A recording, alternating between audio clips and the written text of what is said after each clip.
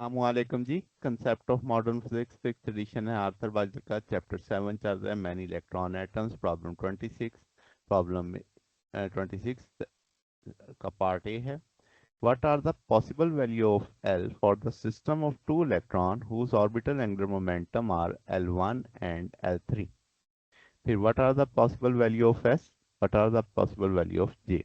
इसी तरीके से हम एक ऐसे सिस्टम के लिए डिस्कशन करेंगे जिसमें दो इलेक्ट्रॉन हैं, हमें उसका ऑर्बिटल एंड क्वांटम नंबर दिए गए हैं। तो हम जानते हैं टोटल ऑर्बिटल क्वांटम नंबर जो होता है एल, वो सम होता है किसका, इंडिविजुअल वेक्टर मोमेंटा L1 और L2 का। तो रेंज क्या हो जाएगी, मिनिमम से मैक्सिमम, यानी तो सब्ट्रैक्ट करेंगे तो मिनिमम, ऐड करेंगे तो मैक्सिमम। तो मिनिमम कितना आ सकता है, L1 माइनस L2, तो वो 2 आ जाएगा। इसी तरह L1 प्लस L2, तो वो 4 आ जाएगा। तो इसका मतलब रेंज पता चली हमें कि 2 से 4 तक है, तो हम कहेंगे वैल्यूज क्या हो जाएंगी, 2, 3, 4। इसी तरीके से spin angular momentum B part में देखें तो हम कहेंगे वो भी वेक्टर सम होता है इंडिविजुअल स्पिन्स का। तो एक इलेक्ट्रॉन की स्पिन कितनी होती है, 1/2।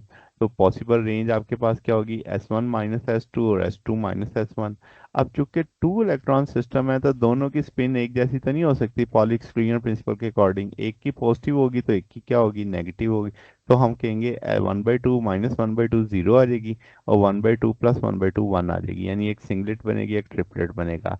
तो पॉसिबल वैल्यू स्पिन्स की क्या है, 0 और 1। और टोटल आपके पास एंगुलर मोमेंटम की बात की जाए तो वो सम होगा टोटल ऑर्बिटल और टोटल स्पिन मोमेंटा का।